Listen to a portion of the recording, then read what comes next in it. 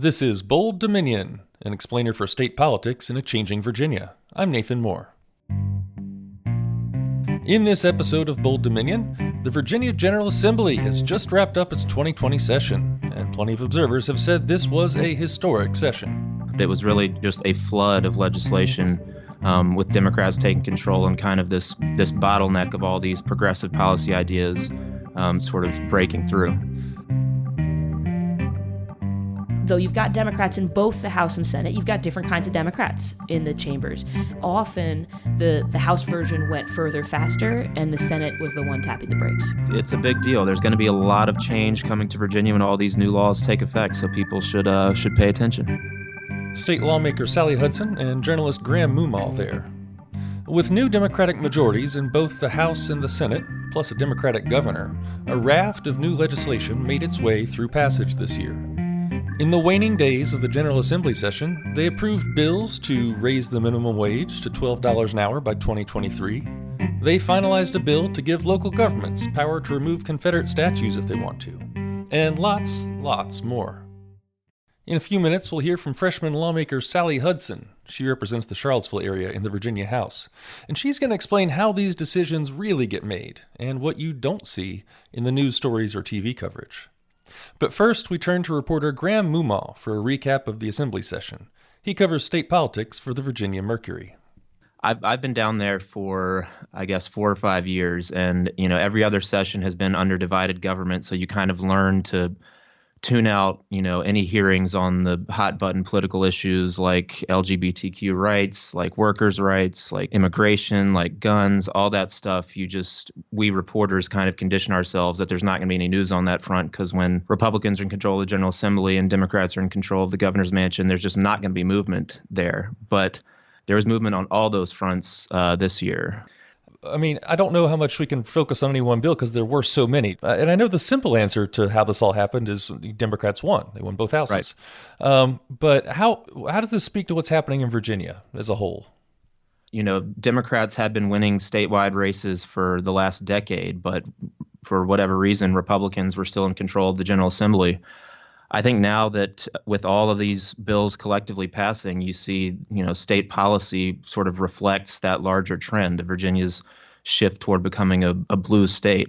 A lot of these bills that passed, make Virginia an outlier among southern states. No other state has passed, a sweeping LGBTQ non-discrimination bill. Governor Ralph Northam just signed one to ban conversion therapy for minors. No other southern state has done that. And on gun control, Virginia is certainly an outlier, among southern states there. So I think the big picture story is the state's laws come July 1st, when all these things go into effect, are going to, reflect more broadly what we've seen over the last decade of statewide elections. I mean, is the influence of Northern Virginia, the growth in population there and other areas that are growing that have large Democratic majorities of the electorate, are we becoming less Southern in certain respects? I mean, there were a lot of kind of regional tensions on display down there this year. Republicans from Southwest Virginia, they kind of complained that they felt, Northern Virginia is now just this powerhouse that can impose its will on the rest of the state. But I think what we saw was, Virginia has been shifting blue for a long time, and that's just due to demographic changes, due to Northern Virginia, and also just the growth of the suburbs in Richmond and Hampton Roads, and that's really where Democrats' power now lies. So yeah, I think it's kind of a reflection on demographic changes that were already happening that just kind of got supercharged with President Trump coming into office, and just a lot of Democratic voters or people who lean Democratic just being motivated to come out and vote. Mm-hmm. Well, and as you mentioned earlier, it was Republican majorities in at least one of the houses for nearly a decade, or more than a decade. So there's sort of a lot of stuff stacked up that Democrats have been wanting for a long time. At the same time, having Democratic majorities hasn't turned us into California or something. It's not like there's super left agenda. Right. That was kind of one of the big storylines, was how far were Democrats willing to go in using their newfound majority power. And what's the answer to that? Well, it kind of depends on who you ask. The Senate is definitely a more moderate place than the House.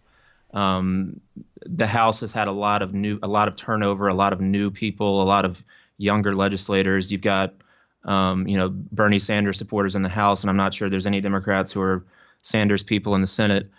So a lot of the policy discussions came down to were we going to go with a more progressive, bolder change idea that was coming out of the House, or with a more incremental change type of bill coming out of the Senate. And minimum wage was a good example of that. A lot of Democrats campaign on going to $15 an hour, but the Senate kind of put the brakes on that, and we ended up with a compromise where we're going to $12 an hour by 2023, and then there's this built-in process where they can reevaluate and see if they want to keep going up to $15 an hour. On marijuana, that was where they had to decide how far they wanted to go. I think a lot of people would have liked to have just seen, full-blown legalization, but instead they chose to go with decriminalization, which is sort of a step toward legalization. That just means that instead of, simple possession of marijuana is not going to get you any jail time or a huge fine. It's going to be a $25 ticket, not unlike a speeding ticket. So, yeah, I think that dynamic between the House and the Senate kind of did temper, how far things could get pushed in just one session. But we have, Democrats are going to be in control for 2021. So they've got a whole another year to build on everything that they did this year. We went into the session knowing that Democrats were going to have a pretty robust agenda. What surprised you this year? That's a good question. I guess I wasn't expecting them to do as much on as many policy fronts as they did. My understanding in talking to a lot of Democrats, campaigning last year, was that they were going to have a pretty, controlled year one agenda where they're going to pick a couple big things, but not try to do everything all at once. But they really did. If you just review the number of issues that they made, pretty big changes on, they were able to accomplish a lot of change in state policy over the course of 60 days. So I think that's really what surprised me the most, was just how much was happening so quickly. The thing I keep coming back to is you rewind a year, and Democrats were kind of limping out of the last session after they had all these scandals involving blackface and the lieutenant governor, and it looked like the party was disorganized and disarray, whatever you want to call it. But now there is this flood of progressive legislation that's going to the governor's desk that he's going to now have the chance to sign. I think it's been a pretty remarkable turnaround from where we were last year to this. We're going to see just a wave of these Democratic victory laps at all these bill signing ceremonies.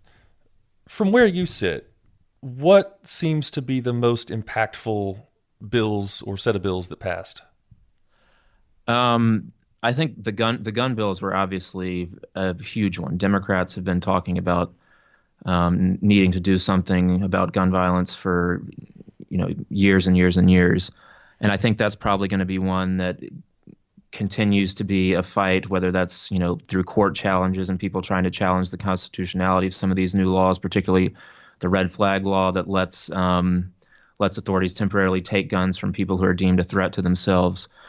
I think just in terms of the sweep of how big a change it is from how things used to be in Virginia, the guns are that's the one that sticks out in my mind, because we saw kind of this backlash before the session. There are still many parts of this state where gun culture and gun rights is just ingrained in the way people live. So the fact that Democrats were able to pass some very significant legislation on that front, I think, is a pretty big deal. Mm-hmm. We talked a little bit before, I think, about the structure of the General Assembly. How it's the citizen legislature. It only meets for 8 weeks a year in the long years. How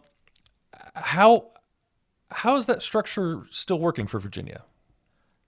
I am hearing a lot of people who are just, the busyness of this session has made people sort of rethink whether doing it in 60 days or 45 days makes sense. There were a lot of committee meetings I was trying to go to where I would show up an hour early and all the seats would be taken up by lobbyists already. And it just seemed a lot more hectic than other sessions, just because of the volume of bills being considered and bills being passed. So yeah, I have heard people, raise this question of, is it time to rethink whether a part-time legislature with a 60-day session makes sense? I've heard a lot of people talk about, should we go to 90 days?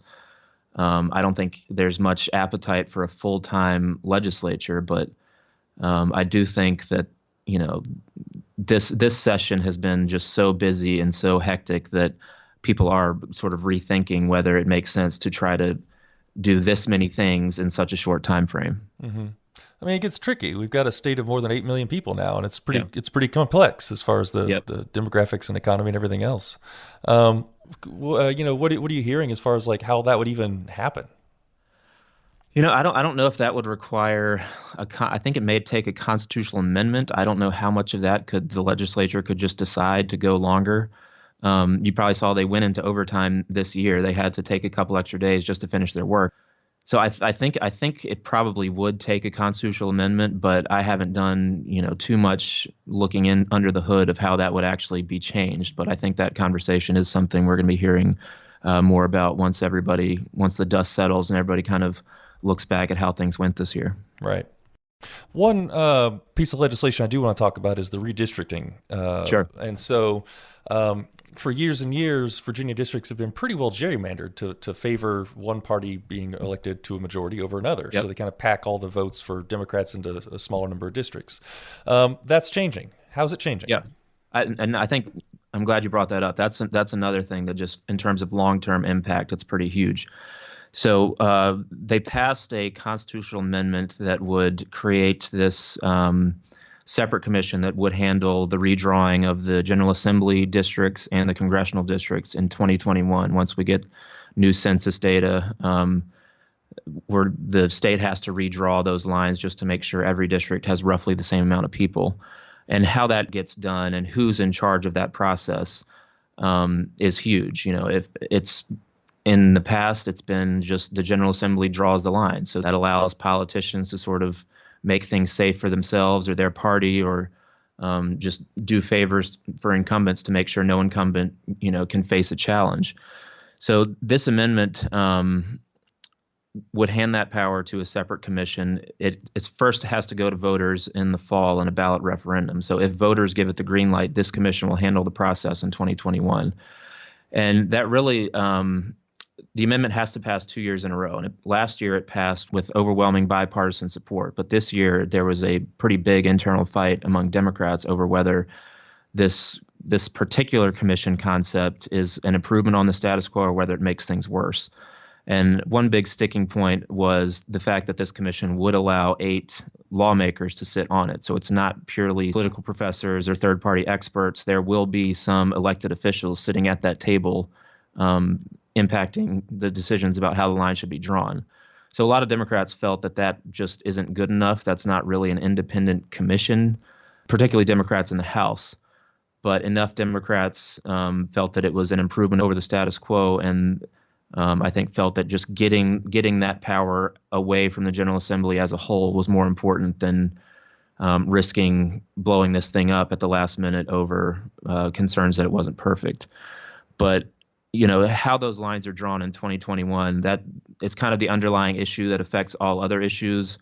The more competitive districts we have, that just changes the incentives for lawmakers. If someone's coming from a safely Republican or safely Democratic district, their main concern is not voting the wrong way on an issue that's going to get them primaried. But if someone is coming from a politically split competitive district, their incentive is to tack toward the middle and vote in a way that's going to get them reelected with the broad swath of their constituents. So I think that change and the fact that enough Democrats are willing to stick with that to basically give up some of their power, I think is also a pretty huge deal.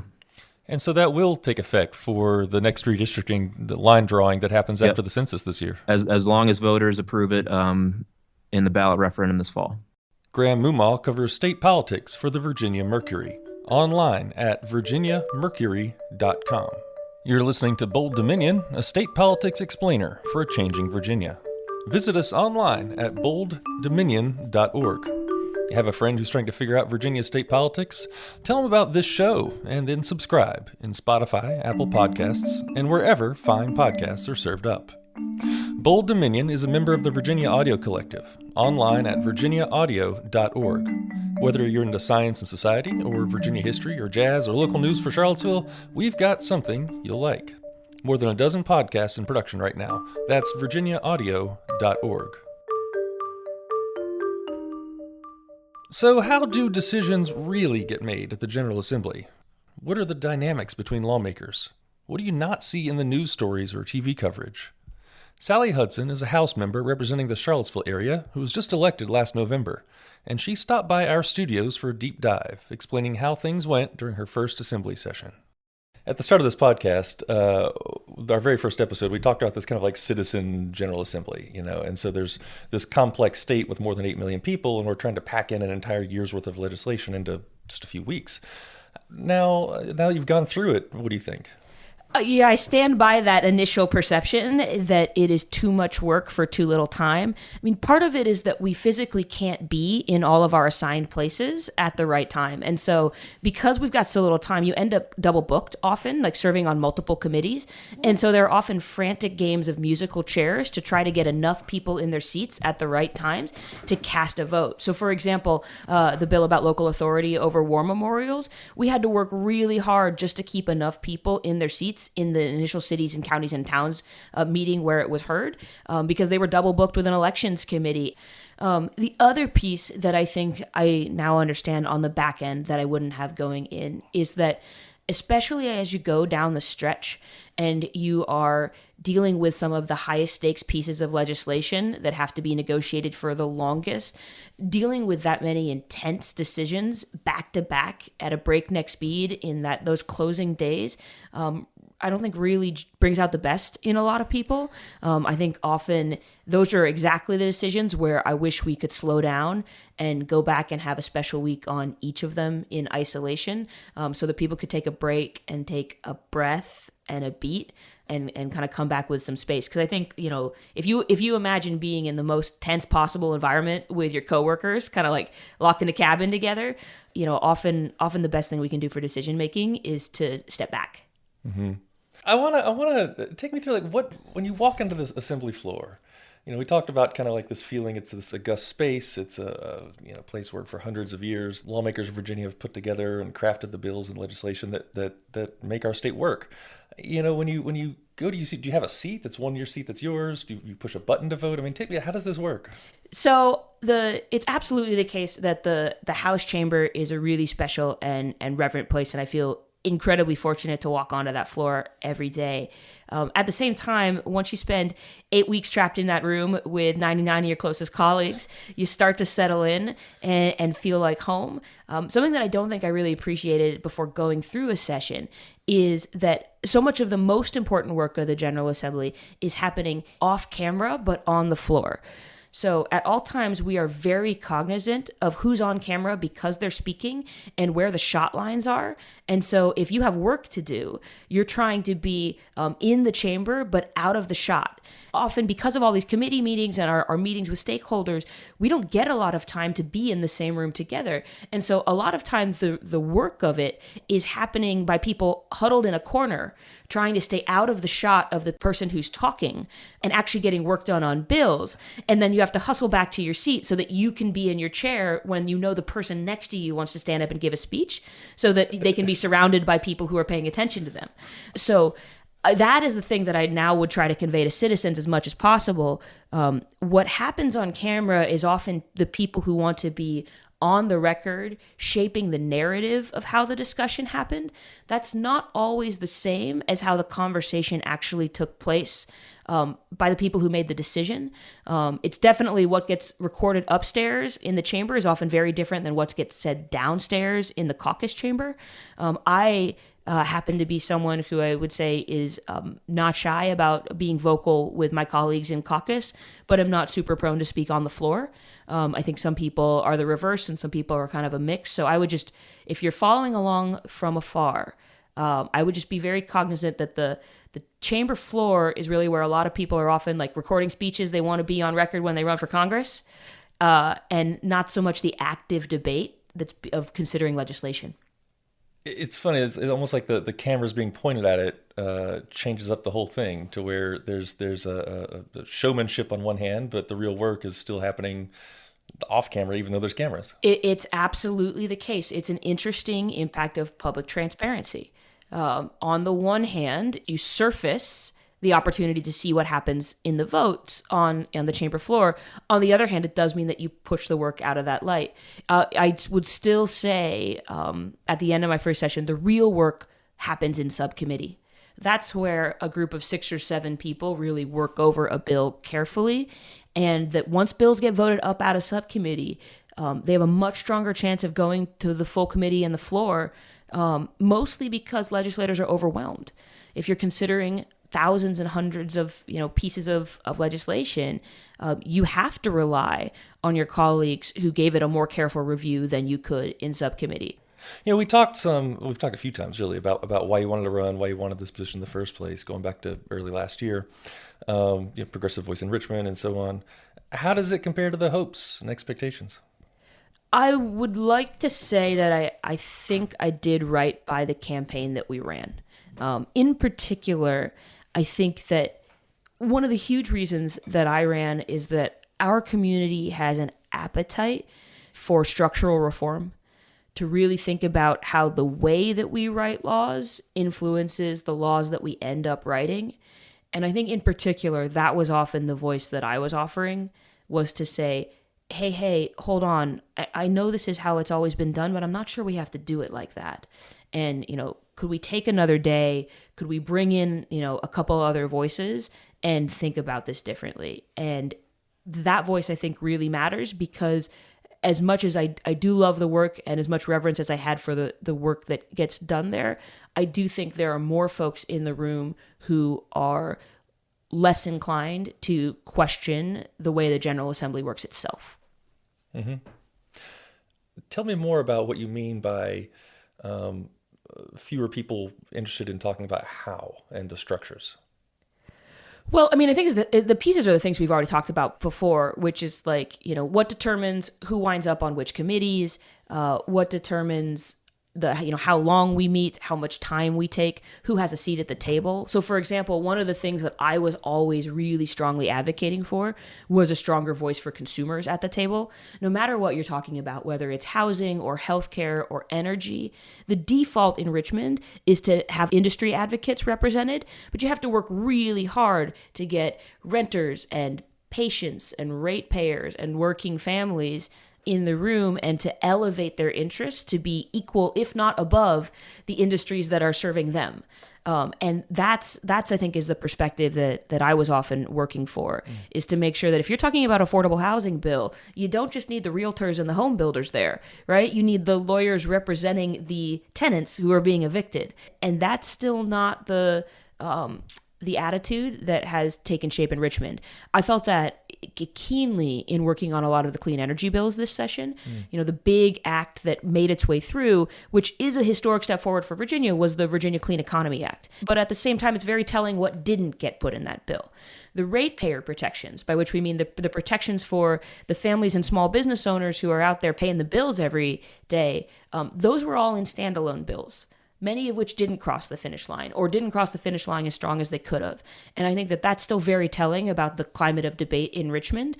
All of the industry folks came together and managed to find a compromise. But when you need to cut somebody out of the picture because you can't get them what they want out of it, it's often still the ratepayers, the consumers, the working families. Yeah. It seemed like there were a bunch of bills that passed this year that were all steps forward, but not the bigger steps forward that I think a lot of Democrats campaigned on and talked about going into the session. What made things moderate on several fronts, whether it's gun control, whether it's the clean economy, whether it's even your Confederate Monuments Bill got some weird provisions slapped in that kind of moderated some? So the biggest moderating force in Richmond right now is the Senate. Democrats have majorities in both the House and the Senate, but the Democratic majority in the House is much more progressive than the Democratic majority in the Senate. And there are a couple reasons for that. Part of it is that senators represent more people. And if you represent a bigger district, you're necessarily going to have probably a more moderate district, because you're going to mix more people of different stripes together and kind of get something that's closer to the middle. So the most liberal senator would probably fall somewhere pretty in the middle of the pack. of the Democratic caucus in Richmond. I mean, if you look at our community here in Charlottesville, I think Senator Deeds and I are a good example, right? The Charlottesville Albemarle core is very progressive. And then once you surround us with a lot of, greater Albemarle and, the further counties where Senator Deeds represents, you get a district with what is, I think, accurately represented by a more moderate senator. And so that's what, we in our community have to deal with two people who are both doing our best to represent our districts ably. So that's part of it. The other piece is that the Senate is just older. And so for that reason, though you've got Democrats in both the House and Senate, you've got different kinds of Democrats in the chambers. And so that was often the daylight between bills that we had in the House or in the General Assembly this year, was that the House version went further faster and the Senate was the one tapping the brakes. Mm-hmm. What are some of the biggest takeaways, some of the biggest accomplishments this session? Anti-discrimination provisions. We did tremendous work to roll back downright medieval pieces of our state code, whether that's around women's rights, LGBT rights, racial discrimination, income discrimination, whether we're talking about housing or employment or education. We did a lot of really good work on that front. And we took a number of major steps forward for economic rights as well. We now have an option for collective bargaining for local government employees. We raised the minimum wage. I think that we have more work to do on that front. And so as I come away from this General Assembly session, I think that the biggest steps forward were things that we rolled back. I think our biggest charge for the next session is for what we build up, because we have more time and space to do that now before the next General Assembly session, and that work is just harder to do and takes more time. Mm-hmm. I know the simple answer to how all this happened is that Democrats won, but speaking more broadly about the state of Virginia, how does this session reflect how Virginia is changing? I think what we learned from this session is that Virginia is enormously politically diverse. We have communities of all stripes inside of this great Commonwealth. And I think as we go careening toward the 2020 elections and we're going to force ourselves back into the blue box and the red box, we are rightly going to find a lot of frustration because we don't fit so neatly in those boxes. We've got a lot of diversity within both the Democratic Party and the Republican Party and the people who don't feel well represented by either of those parties. And so that's why I can remain being very invested in democratic reforms that make us a more pluralistic place, because I feel like Virginia in particular is really poorly served by a with us or against us style of governance that doesn't breathe the full diversity of this place. I do want to use that as a segue to talk about your bill. Sort of a baby of yours was this ranked choice voting option. Take me through what it is and what happened in Richmond. That was really exciting. Of all the huge provisions that we took for Virginia, raising the minimum wage and rolling back discrimination, which will make such a huge difference in so many people's lives. If there was one bill that I was really personally thrilled to see get over the line, it was the ranked choice voting local option. So that's a bill that would allow Virginia cities and counties to use ranked choice voting in their local elections. That's a movement that is really sweeping the nation at this point, being used in major U.S. cities, at the state level in places like Maine. And I think coming off the Democratic primaries, more and more people are becoming keenly aware of why you might want to be able to express your preferences over more than one candidate. Because we've been experiencing that in the Democratic primaries here, where you've got 3, 4, 5, 6 candidates still in the race, and you don't want to pick just one. I'm really excited that Virginia's communities will now be able to be a laboratory for that kind of democratic reform. I think more broadly speaking, I'm excited for all the things that we did to empower localities to take those handcuffs off in Richmond and start to express their values more at a local level, because we are such a diverse Commonwealth. Mm-hmm. So what's next with the General Assembly, with your own role?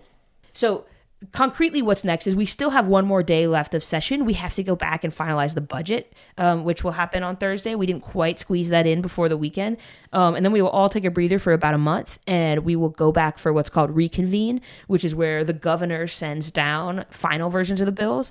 So the House and the Senate converge. We send them to the governor's desk. He can either sign them, or he can say, I will sign this with some tweaks. By and large, when the governor sends down bills, they're technical tweaks. So with another month of careful review on what the House and Senate converged on in those fast-paced waning days, you can often identify little wrinkles that you want to tidy up. But sometimes, he will send down substantive things that will help the House and Senate come together where they couldn't see eye to eye. And then we'll go into the off season, and that's really the time where I hope to hear from more constituents, because the sooner we hear from you about the issues that you want to see brought up in the next session, the better able we are to prepare legislation that addresses them. So if you're listening to this and you are a resident of the Charlottesville-Albemarle region, and there's something that you would like us to take on in the 2021 session, May, June, July, that is the perfect time to come to me and say, hey, I've got an idea. Because with 6 months of runway time, we can do all of the research and the momentum building we need to take that idea and turn it into a law come January. Sally, thank you so much. Thank you so much for having me. It's always a pleasure. Sally Hudson is a member of the Virginia House of Delegates, representing the Charlottesville area. Thanks to her, and also to Graham Moomaw of the Virginia Mercury, who spoke to us via Skype. My name's Nathan Moore, and I'm the host of Bold Dominion. Huge thanks this week, as always, to producer Aryan Baloo. Find this show online at bolddominion.org. Go ahead and subscribe. You know you want to. I'll talk with you again in 2 weeks.